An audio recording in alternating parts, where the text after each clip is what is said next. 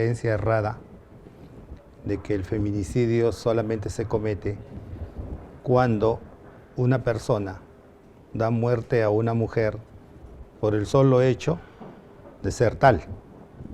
Sin embargo, eso es un manifiesto error, toda vez que el Código Penal, que es el que define qué conductas son prohibidas, qué conductas son castigadas desde el punto de vista penal, establece que aparte de la condición de mujer de la víctima, también tiene que darse algún contexto o algunas condiciones en las que también se puede cometer este delito. Por ejemplo, si una mujer es atacada o se le da muerte dentro de un contexto de violencia familiar, hay feminicidio.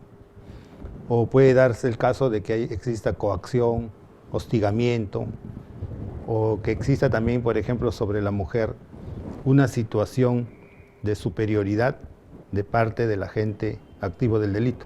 Por ejemplo, en una relación laboral o en una relación familiar donde el único que aporta económicamente al hogar es el varón, entonces el varón se cree superior sobre la mujer y en esas condiciones le da muerte, entonces ahí estaremos ante un feminicidio.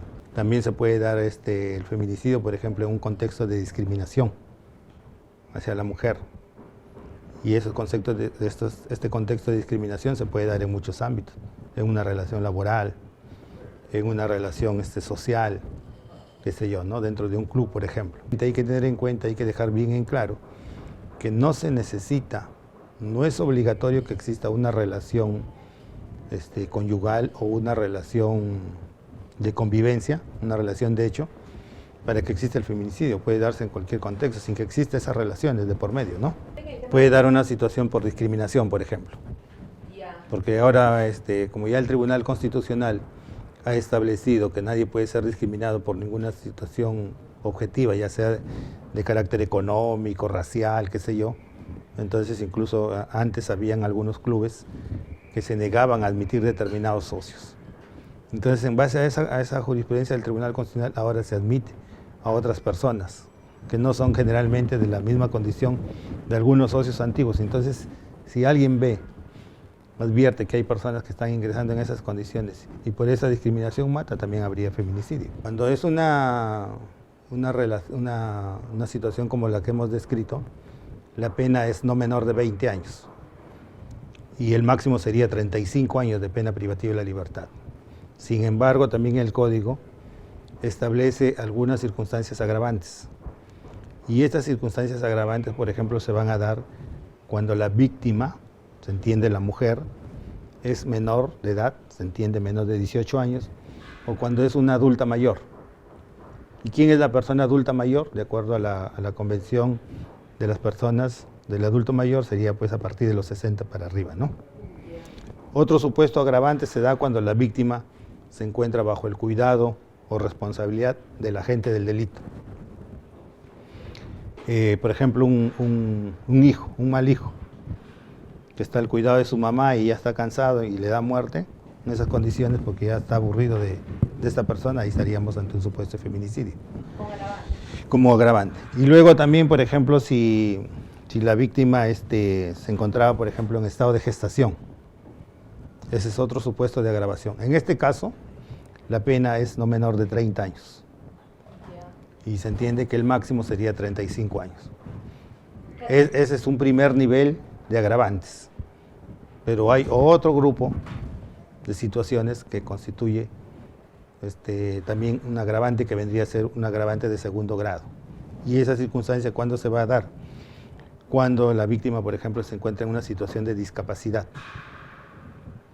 Y ahí en esos casos la pena ya es pena perpetua. Pena perpetua. Así es. ¿En el tema de discapacidad tiene la pena perpetua? Discapacidad, o también cuando hay, por ejemplo, una situación de explotación. Una situación de explotación, o cuando hay algunas circunstancias de las que prevé el artículo 108 del Código Penal. ¿Qué significan esas circunstancias? Por ejemplo, cuando se mata con fuego, o cuando se mata con alevosía, con ferocidad.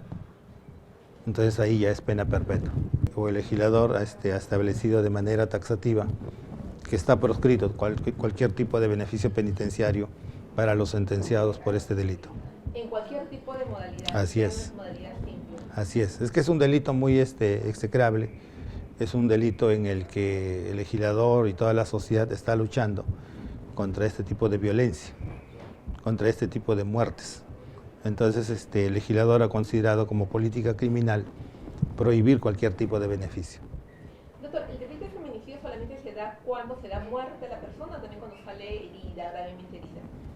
Bueno, en el caso de que no se logre consumar la muerte, o sea, estaríamos ante un típico caso de tentativa de feminicidio.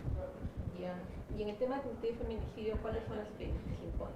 Bueno, ahí el legislador no establece rigurosamente cuánto es la reducción de la pena, sino que simplemente existe un artículo 16 que dice que cuando el hecho no logró consumarse y solamente queda en grado de tentativa, le deja a criterio del juez para que rebaje la pena por debajo del mínimo.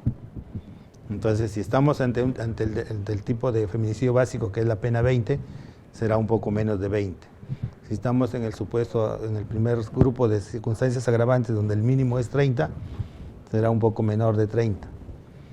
Y en el caso de la perpetua, pues puede llegar hasta 35 como pena temporal máxima, ¿no?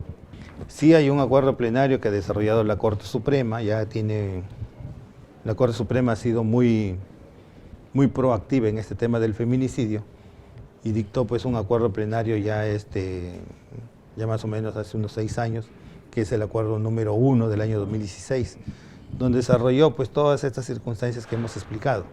¿Ya? ¿Y en qué consiste este acuerdo plenario? ¿Qué es lo que resuelve? O sea, explica cuáles son las circunstancias que se deben tomar en cuenta a la hora de resolver estos casos de feminicidio. O sea, por ejemplo, tener en cuenta el enfoque de género, eliminar los estereotipos, todas esas circunstancias. ¿Y en el acuerdo plenario también se incluyen penas también o solamente se habla del tema cómo se debe dar este tema? No, del tema de las penas solamente lo puede fijar el legislador, claro, a través de la ley, que es el Código Penal. En el acuerdo plenario simplemente lo que se hacen es establecer criterios interpretativos para que tengan en cuenta los miembros del Poder Judicial, los jueces penales, a la hora que tengan que resolver un caso concreto. ¿Y hay precedentes importantes en el tema del feminicidio, doctor, que usted a lo mejor tenga en mente? Bueno, ahorita no tengo en mente las casaciones puntuales, pero sí la Corte Suprema, como le vuelvo a repetir, está siendo muy proactiva en este tema del feminicidio. ¿Por qué? Por una razón muy simple, porque existen convenciones internacionales que el Perú ha suscrito, y como convenciones que el Perú ha suscrito de manera voluntaria, imponen un imperativo al Estado peruano para cumplir esos estándares internacionales. Particularmente, bueno, lo que voy a indicar es una opinión personal. Considero que no solamente basta con modificar la ley penal, sino que se tienen que optar por otras políticas preventivas, que van desde la formación, o sea, de los niños. O sea, en el colegio hay mucho que hacer. ¿Por qué? Porque ya los adultos ya hemos crecido, nos hemos formado con una determinada concepción cultural, y entonces lo que se trata es cambiar, y para eso lo que tenemos que lograr es a través de los niños, ¿no? De los menores. La ley penal, uno de sus objetivos pues, es disuadir que otras personas, al ver cómo son sancionadas los que cometen un feminicidio, se abstengan de cometer ese tipo, ¿no? Pero como vuelvo a repetir, ese es el trabajo que le corresponde a la ley penal, a los tribunales, a los que estamos inmiscuidos dentro del sistema penal. Pero paralelamente considero que es de vital importancia que se desarrollen políticas desde los colegios,